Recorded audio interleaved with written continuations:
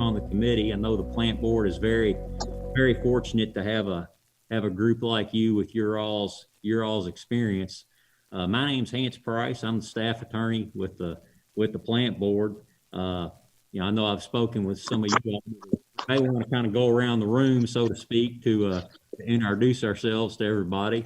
I know I've got Mr. Reeder with me this morning because we had some technical difficulties. So I came in the office and met with him in this in our conference room here. So guess I'll let Mr. Reeder take it away, and then we can kind of go around the clock here, so to speak. Well, I guess what we're going to do is review the form as to, its completeness, accuracy, or whatever. Yes, sir. How comprehensive it is, and it, like Hans and I were talking, it's a standard form. So, as far as if we're going to approve the form itself, why, the form's adequate to me, unless y'all think it ought to, should include some other components to it. Sure enough. Really, all you're trying to do is find out if these people you're talking about have some sort of obvious conflict in what they do, here and what they may have somewhere else. An investment or something of that nature, and that form takes pretty good care of it as far as I'm concerned. Yes, that's a good synopsis. I guess I'll let Miss LeMaster. I see she's got her hand up there. I guess we'll start here and work our way around. So with introductions. Okay, I'm Jill LeMaster. Hi. After we do introductions, I just have a couple comments on the form, if that's okay. Oh, yes, ma'am. Absolutely. Absolutely.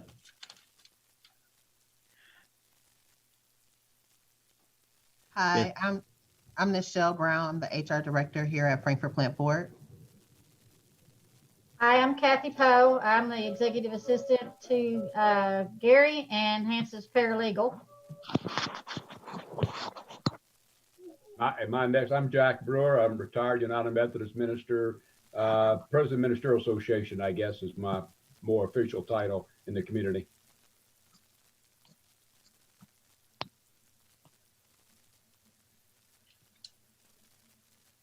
Yes. Do we have anyone else? I think I see Miss Bush there online, and yes. My name is Maria Bush, and I live here in Frankfurt. I'm retired from state government. I worked in the technology area, and right now what I spend my time doing is working with various nonprofits in the community and trying to contribute to Frankfurt. Yes, ma'am. Thank you. And I guess we have Miss Carter. I see Miss Carter down on the iPhone there. Yes, I'm here. I'm Courtney Carter, and I am retired from state government, and I just participate on different committees and organizations in Frankfurt. That sounds good. And then we've got Dave Cullen. Oh, I'm sorry, I was kind of breaking up a little bit.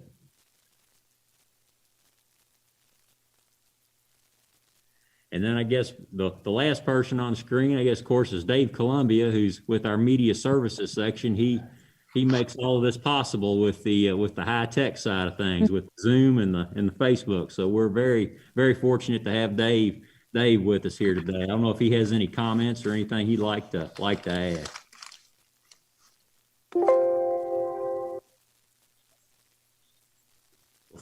We appreciate it. Well, I guess the agenda for today, of course, is we've got some organizational matters, and one of the policy notes, we are to want to elect a chair. So I don't know if anyone has any interest in that.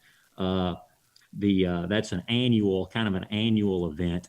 So if folks wanted, I think if folks wanted to think about it a little bit more going on, I think we could wait till a later date, since the policy says annually as well. But I don't know if anybody wants to do that today. Well, we can certainly do that. The second item on the agenda was the review of the ethics forms that the folks had submitted. And so that's our agenda for today, and we have to stick pretty close to it because of the special meeting notice rules by the Open Records Act. But I think that'll get us started for today anyway.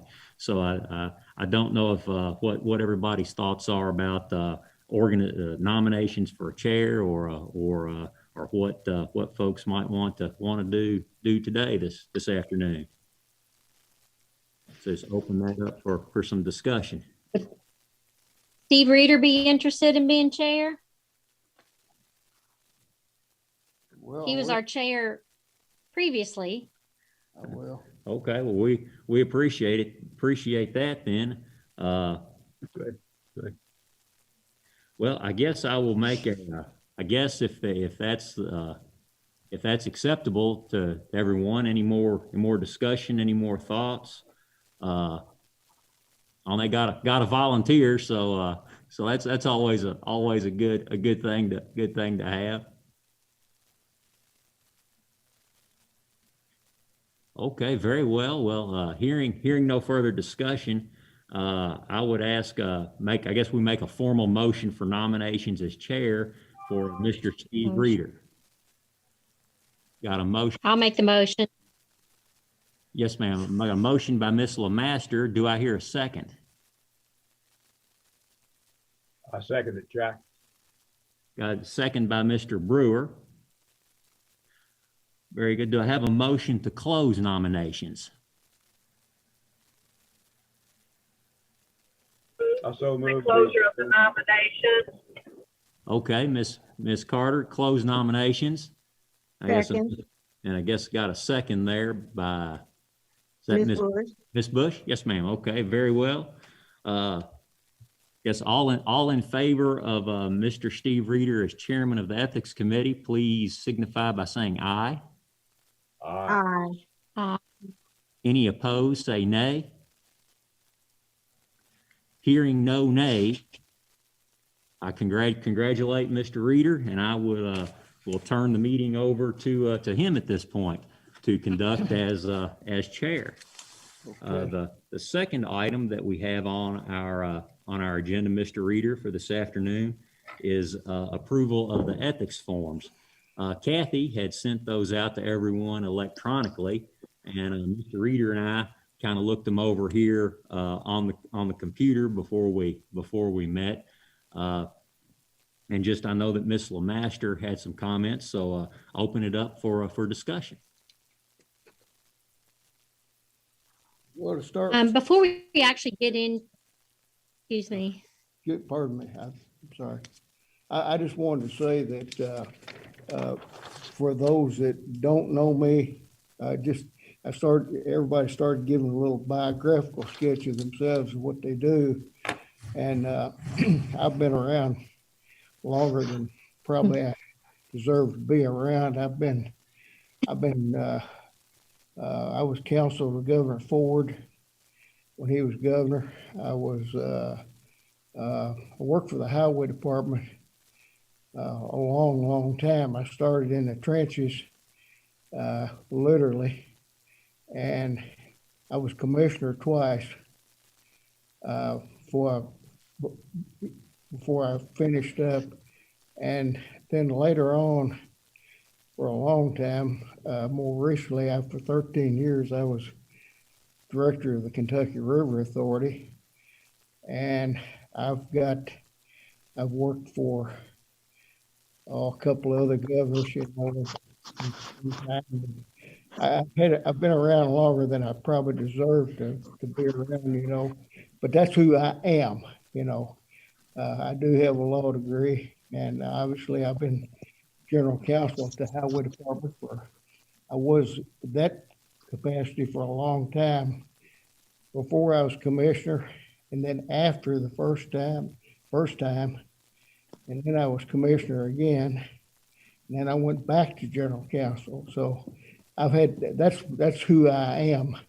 And I think I had 40 some years of service, I believe, altogether. And I'd like to get on the second item that Hans has got here, the ethics form. I don't. I think really what we're trying to do, of course, is really to just find obvious things that happen with regard to a person's employment, their scope of power. And Hans told me a while ago that I asked him the question, well, who gets these forms anyway, or who's required to fill this stuff out? And he told me, people that were pretty much in a position to, affect a decision or whatever. And I had a case, I did represent one time I used to be the attorney for the Anderson County Ethics Commission. That's where I live. I live here, but I live also in Anderson County. That's really my official address. And I farm down there. Well, I was counsel to the Anderson County Ethics Commission a few years ago, about 20 years ago, when all this kind of stuff started, when the ethics thing came about in the 90s. And I had a case down there. People have a lack of understanding of really what ethics is. You over here on one side, you've got administrative remedies that the employees and the employer got. Employees got protections of certain kinds. Like the plant board here, they may have an employee that's got some questionable conduct of some kind. 90% of that stuff is going to be not going to be ethics. It's going to be something that's remedied by the personnel rules of this place. And then you got criminal activity, which is totally separate. It could cover anything. Then you've got ethics.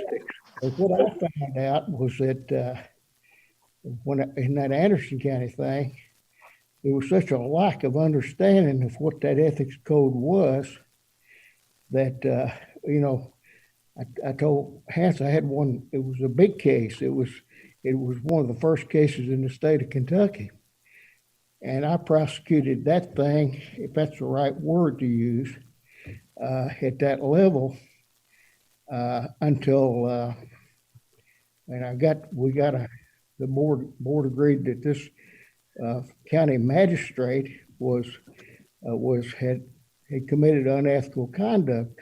But what he was doing was he owned a building that he was head of the South Anderson Water District. Pretty good guy.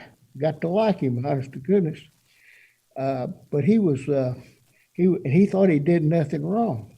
He saw no conflict, and he said that what he had was he voted on things that came up with respect as a magistrate while he was running the water district, because that's a government function, obviously. He owned the building. The thing that triggered his inquiry was he owned the building, and he voted to approve using his building for the water district, which was receiving county funds, and he would raise the rates periodically, and he thought there was nothing wrong with that. And I guess there's an argument to be made on his side, except when you hit this ethics code, it's a pretty clear violation. We appealed that case to the circuit. They appealed it to the circuit court, and the circuit court upheld the ethics code. What I'm saying is that these forms are designed to catch that kind of thing, where you have some kind of obvious, somebody could own stock in a company and be set on a board, and it could be adverse to the interest of the people that you're working for, or what board you're sitting on, or whatever. So that's what you're talking about there, and these forms are designed for that. Now, Jill Master has been the executive director of the Executive Branch Ethics Commission, which is for state government, not for the legislature, but for state government. There's really not anybody that knows much more technically about this stuff than she does, and she's dealt with these forms. So I want to defer this right now to Jill to explain any concerns that she might have or what her thoughts on it are. Jill? Thank you very much. Thank you. Well, first of all, there are two conflicts. There may be more, but there's two I noticed between what's in our ethics policy is required on what the ethics policy says is required on the form and what's actually on the form. If you've got your policy in front of you on page 6, actually on page 5, it says financial disclosure filing requirements. And under that list, under number 4F, where it says the name and address of any business located outside the state, if the business has engaged in any business with the FPB, on the form, if you look over on the form, it says city instead of FPB. It's on page 4, number 12 of the form. Where it says city, we need to make sure that for next year that gets changed to FPB. Yes, ma'am. Good catch. Okay. Good. And then the other one is on that same page under the policy under H, where it says each source by name and address of gifts or honoraria having an aggregate fair market value of $100 or more. But if you go to the form on number 14, it says $50 or more. So we probably need to change that for next year to 100. Yes, ma'am. So those are two things I saw. Just little conflicts there. Then I wanted to make sure, well, I think it would be advantageous, and maybe not this year, but maybe next year, if we have a list of businesses or properties that would cause conflicts. Because just looking at these, I'm not familiar enough with the work of the Frankfurt Plant Board to know what's going to cause a conflict. Do you know what I'm saying? I don't know who you do business with or who you lease property from. So if we could have a list of that with these, then that would be very helpful. But I'm just saying for next year, if we don't want to do it this year, it's okay. And then the only other question I have regarding the forms are, has everyone who was required to file one filed one? Yes, ma'am. Yes, ma'am. We've received Okay. from everyone. And then and then I just had a few things on the forms themselves. If I didn't know how Stephen wanted to handle that, if we want to go through them individually or if we just want to point out things we had questions about. And mine are all minor things, very minor.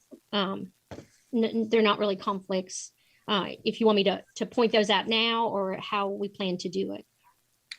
One thought I had talked with Miss Bush before the meeting here, and one thought that I had was maybe the items that we want to have clarified, we can address those, and then I can go back to the group and correct those items, and then the committee can approve them contingent on review by the staff attorney and management, if that's acceptable to Mr. Reader. To me. Is that a good? Yeah. I hadn't had a chance to discuss with you previously since this is our first meeting, but I talked with Miss Bush a few minutes before and see if how that approach sounds to everyone. Yeah, and I think Jill made some good points there. With regard to walking through that thing and make Yes, sure everybody indeed. understands it. Yes, sir. This is Jack. So most of us have been in other organizations where we've had the self-disclosure. This mainly is on financial. The one thing that hasn't been on this one, many of the others always ask for a self-disclosure, particularly for board members, asking, is there anything that any area of which could conceive of conflict of interest, or it wouldn't mean you couldn't be a board member, but you didn't vote on or you reclused yourself. But this form doesn't address that. As the same for our board members as well as it is for our employees. Yes, sir. The same form. The form, as you can probably tell, came from the city. Right. And the reason we use the form very similar, if not copied it verbatim, is because the chapter 65A, basically our ethics code has to be at least as extensive as the city's. So while we can add to the form, we can't subtract from. So we could add a self-disclosure requirement to the form. We could not subtract anything from the city's form. Under chapter 65 and 65A, those will be the requirements. But we can add that into if the committee suggests that, we can make that recommendation to the board. I just would recommend that we consider it as Jill has said, maybe for next year down the road. It seemed to me that it got, for the board members particularly, it helped me to be able to clarify whether I had some questions about committees that I served on or an organization I was a part of that may be receiving funds from well, in this case, the plant board and so forth, or paying money to the plant board. So anyway, just a thought. I'm not suggesting a change right now. Yeah, background wise, Jack, you may know this, but like Hans and I were talking about it before the meeting started. Every city and every county have got one of these ethics codes. They're mandated by law to have one. Most of them were, the city's stuff was written, as I remember. Jill, you may correct me on this, but as I remember, the cities, when I say cities plural across the state, was written by League of Cities, and KCO, Kentucky Association of Counties, wrote the ones for the counties, and they were basically just adopted verbatim. They couldn't have any less requirements than those forms that were written by these organizations, but they often, some counties and some cities modified them a little bit and enhanced them in some way, and Frankfurt enhanced theirs, I know that, and changed it, and also, well, several counties did, but one in my example with Anderson County, they were just like most counties. They just adopted it because they had to. They didn't even understand what the thing was, And then when something did jump up, then nobody knew what they were talking about. And another thing I've thought about along this same line, I kept thinking about it, and I run into it in Anderson County and a little bit deal with the state. There really wasn't a lot of education early on by the people required to fill these things out. Basically, when you fill it out, like you're swearing to it. It's not a sworn document, but it's pretty close. And what I was thinking was that, at some point in time, it's just a thought. And y'all figure out how you want to do it, maybe, if you want to do it at all. There ought to be some kind of a little summary or some sort of orientation to these people as to what this ethics code is, and really what the objective of it is, and what you're trying to get to. Because it was like that guy in Anderson County that I had to, lack of a better word, prosecute. I didn't understand it, and he didn't understand what ethics was. He didn't understand what the ethics code was. I kind of felt sorry for him. He's going to go to jail. But it's a crime, And we were in circuit court over there, and a friend of mine was representing him, and he was all depressed. The judge ruled for me and upheld our board. And he sat there his head down, and I went over to him. I asked him. I said, I said, Mr. Warford, I said, what's wrong? You act like you're sick. He said, well, he said, here's what's wrong. He said, he said, I've never committed a crime in my life that I know of. And so a lot of these people too, they don't know what the consequences of this stuff is. They don't know, they don't understand exactly whether it's a personnel action or whether it's that. It's separate from a personnel action.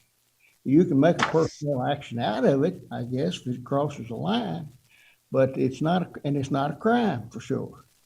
And this fellow thought he's going to go to jail. So, I mean, I'm trying to think of some way that the affected, if it's a manageable number, be it some kind of a orientation that is given to them.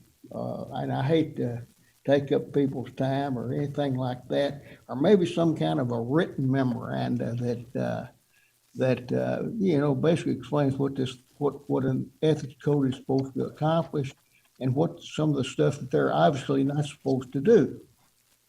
Just a thought. I would have thought maybe it is. Is there not a personnel policy manual given to employees when they come on, or even board members, which gets at what you were saying, Mr. Chair? I don't know.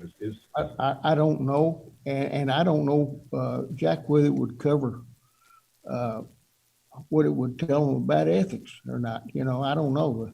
The board didn't have an ethics subcommittee or whatever you want to call it until 3 years ago, and because I was on the first one, and so I can imagine those people that are affected by this thing. I can imagine their level of understanding of it. I mean, I didn't have any. Ants, do you know if the employees or Michelle, if the employees receive a copy of the ethics code upon employment?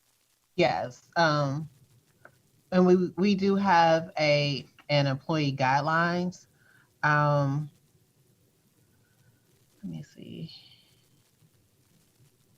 I was trying to make sure that the ethics policy is listed in there, but they do receive a code of ethics that's listed in the guidelines, the employee guidelines. Right.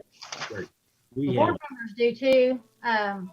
We give them all that information. They have some sort of an orientation, and then they meet with the department heads. They get a tour of the facility. Some of that stuff is, within a 3, 4, 5, 6 month span, but as soon as they are approved by the city commission, we get all that stuff, all that information to them. Now, it's they're on their own to really read it and let us know if they have any questions. Outside of that's what we do. During our orientation, we don't specifically talk about the ethics, but it is in the guidelines book. But if that is a recommendation, we can do that. I don't have an issue with doing that. Okay. This time around, it's been a somewhat informal process, mainly because of the COVID situation. I know people have called me a time or two with questions about the form, and we're not quite so big that people can call me and ask questions and can get it resolved that way. The idea of training is an excellent one. The AG, not the AG, but the state auditor's office has some reports that they've done on some various agencies over the years. And that's one recommendation you see throughout those reports is a training, some annually, some on some basis that kind of, not all the time, but you get kind of a refresher course, so to speak, as you go. And fortunately, this year our board we've got a very experienced board that is familiar with the state government, city kind of processes. So these forms don't generate a lot of questions for those folks. But someone that doesn't have that level of familiarity, it would be like Mr. Reeder said, it would create some questions. So we can put together a training course or at least a memorandum, like Mr. Reeder suggested. So Very good. That's Very good good idea. ideas.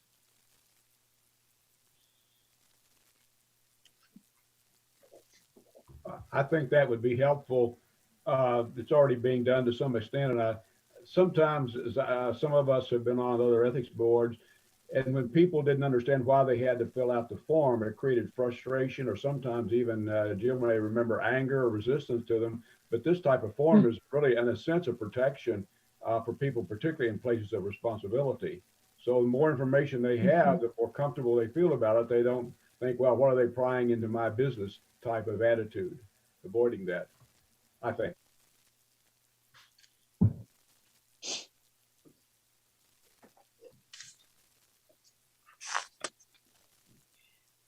The last thing I'll say about the form, besides in each individual form, is that and I'm not sure if 65 requires this or not, but I know on this, when we had the state, we had a statement at the end before the signature that said it was signed under penalty of perjury. So I don't know if that's something that's required that was left off this one, or if it's not required on this, but it makes it a little bit more I guess authentic if they have to sign under penalty of perjury.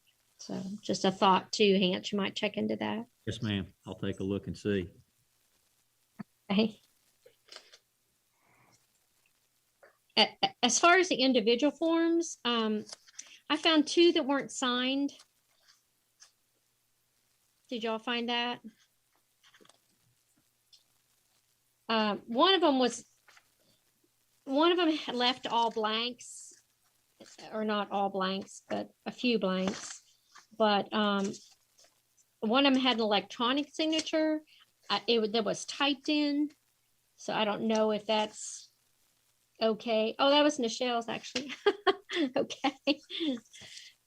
So sorry about that. No, And I the can other get that one, signed. yeah, you can get that signed. And the other one was just not signed at all, and that was Darren Rambo. It was just blank. So you might want to have him sign his too. I think And those have been corrected, I Yes, think, sir. at this point, I believe. Yes, sir. okay, sorry about that. Sir, I had a call with, oh, I'm sorry.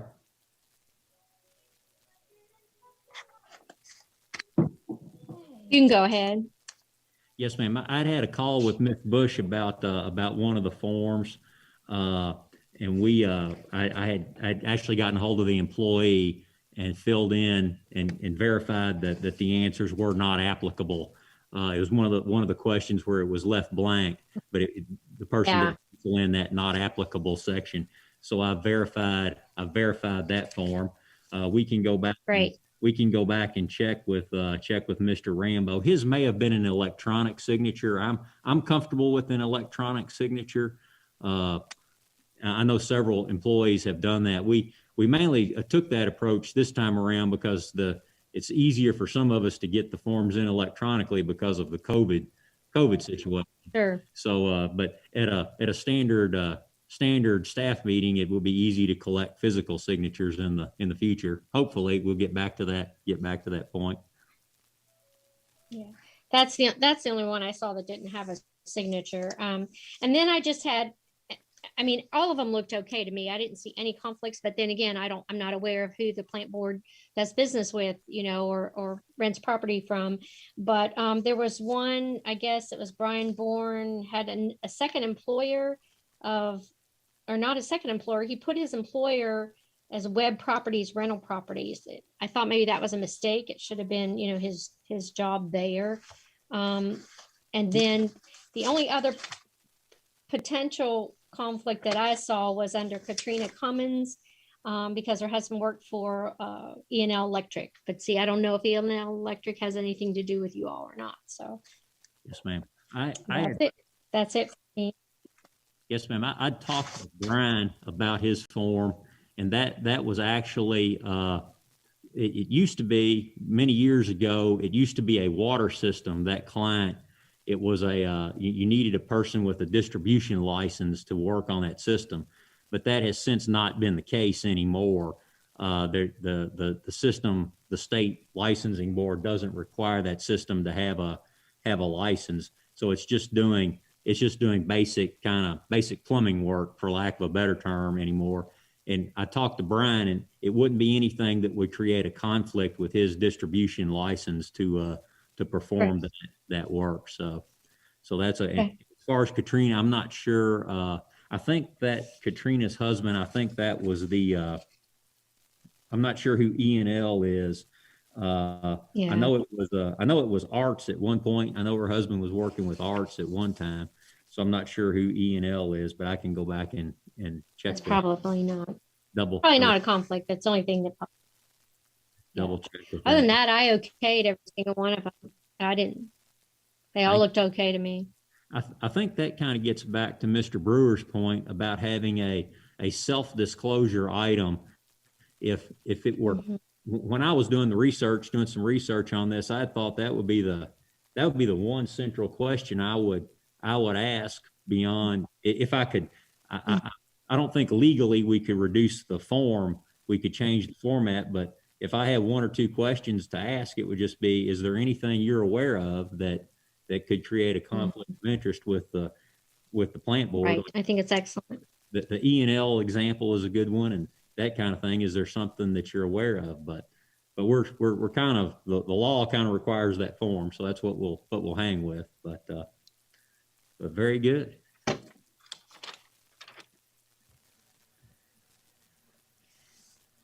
Well, Any other comments, or these are all good comments? I did notice. I didn't. Oh, go ahead, Jack. Well, I noticed that we're supposed to record minutes, so I didn't know if anybody was taking minutes. Miss Poe That and was her somewhere wanted it. Miss Poe and her Okay, great. her assistant there got all the minutes down there. Yes, Okay, My great. question, That little baby's helping. minutes keeper in training. my question had to do with my ignorance of supervision of employees. I know this, which I think is fine. I don't see any problem. I just wondered, there are sisters-in-law who are working. The Phillips, Kimberly and Lay, I guess, are not sisters-in-law or related? I thought their husbands are named Alan. Kim Phillips and Leanne are not. Kim is our safety director, Right. and Leanne is our support services director. Right. And Kim is kind of reports under the staff. I guess the safety stuff is kind of regulatory and legal like. So it's with the general manager and the attorney, and then the support services director reports to the chief operations officer. But they're not related, and they're not sisters. But they're, even if they were related, they would be in separate reporting columns. So I think we're pretty good there. Well, everything seems fine to me then. Sure. Yes, sir. Thank you. These meetings like this to me are these high-tech meetings are basically, the way you got to have them at this point in time. I guess it's not like being together, and I think when we get together, we probably have a lot more clarity in what we're doing. But at any rate, if there's not any further business, hence there's no other thing on the table here. No, sir. If there's not anything or any further comment, then I would entertain a motion to adjourn.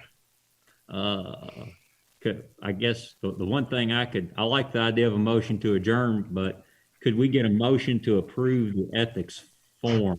Oh, okay. I'm sorry. Okay. We do have to do that. If Even though it's a standard form. So move. Ms. Lemaster, and do I have a second? I'll second. And Miss Carter second. Carter. All in favor, say aye. Aye. Aye. All opposed, say nay. Hearing no nays, we have approval of the ethics form. So thank you. And now we get our motion to adjourn. Yes, sir. I hear a motion to adjourn. So move. Ms. Bush, in a second. I'll second again. Got Mr. Carter second again. Well, I think we're all in favor, say aye. Aye. Aye. No, Thank one- you, Hank. no one opposed to that. Yes, thank you all. We appreciate your all's help and your comments. Look forward to working with everybody. All right. Thank you. Thank you all again.